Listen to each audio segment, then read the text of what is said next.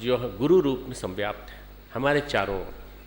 विभिन्न ऋषि, विभिन्न देवता, विभिन्न महात्मा जितने भी मौजूद हैं वो सारे सूक्ष्म रूप में हिमालय में बैठे हुए हैं और रूहानी ताकत के रूप में, भाव संवेदनाओं की शक्ति के रूप में हमारे आसपास मौजूद हैं। उस रूहानी ताकत को हम अपने अंदर धारण करने की कोशिश करें और अपनी भाव संवेदना की शक्ति को बढ़ाने की कोशिश करें तो आप देखें कि उस भाव संवेदनाओं की शक्ति के बलबूते, श्रद्धा के बलबूते आप सब कुछ पा सकते हैं।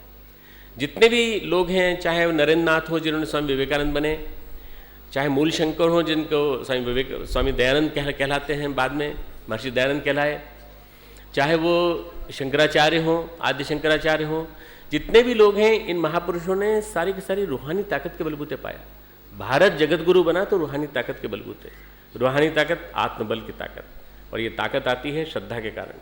श्रद्धा यानी श्रद्धा अपनी इच्छाओं का, अपनी भावनाओं का आदर्शों के ऊपर आरोपण और बदले में अनुदान की वर्षा।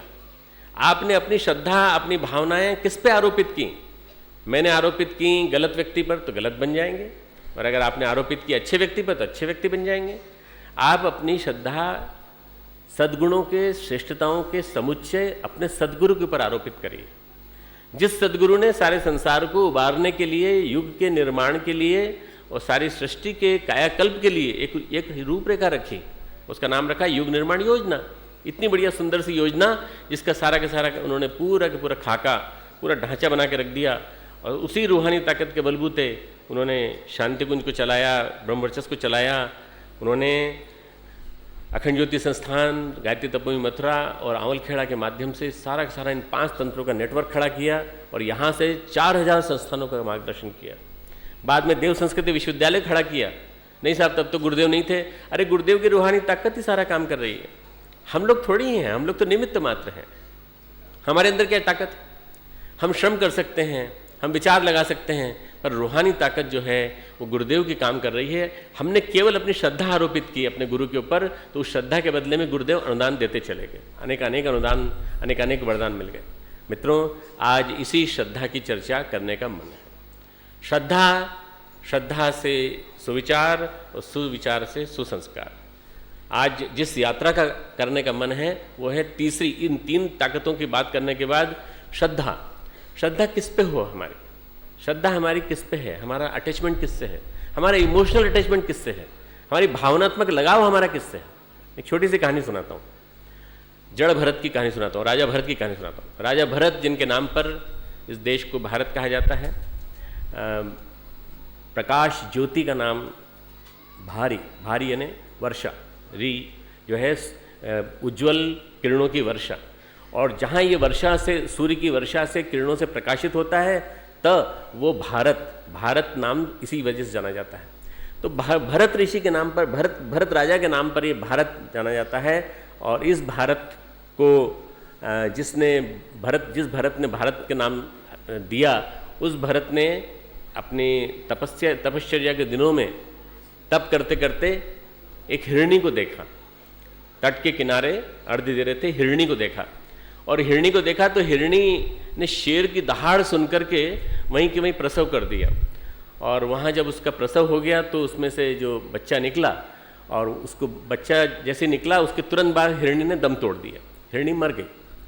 अब भरत को बड़ी दया आई, उन्होंने अर्घ्य दे रहे थे, उनको इतनी दया आई कि ये हिरणी का बच्चा कहाँ जाएगा, वो अपने साथ ले आए। वो माला करते तो हिरणी का बच्चा उनकी गोद में, वो बराबर उनकी गोद में बैठा रहता, बराबर उसका सिर यहाँ रहता, वो उसको सिर सहलाते रहते, माला करते रहते। उनकी आसक्ति इतनी बदल गई, इतनी आसक्ति इतनी बढ़ गई उसके प्रति, उस बच्चे के प्रति, कि मित्रों सारा जीवन उनका जो है उसी बच्चे की सेवा में समर्पित हो गया। जो आदमी तपश्चर्या करने गया था उसकी आसक्ति उसके प्रति हो गई। आज हम में से कितने लोग हैं जो आसक्ति अपनी संसाधनों के प्रति, अपने मकान के प्रति, अपने बच्चों के प्रति, बच्चों के बच्चों के प्रति, और भी परदादा हो गए तो बच्चों के बच्चों के बच्चों के प्रति विकसित कर लेते हैं। जब तक ये नहीं हो जाएगा तब तक हम समाज के लिए कोई काम नहीं करेंगे। आसक्ति हमें न जाने क्या अगले जन्म में बनाएगी, ये नहीं हम सोचते। राजा भरत ने उस आसक्ति के कारण अगला जन्म हिरण के रूप में जन्म लिया, हिरण के रूप में जन्मे। हिरण के रूप में जन्म लेने के बाद उस योनि को उन्होंने पार किया, उस योनि को पार करके फिर जड़ भरत के रूप में जन्मे।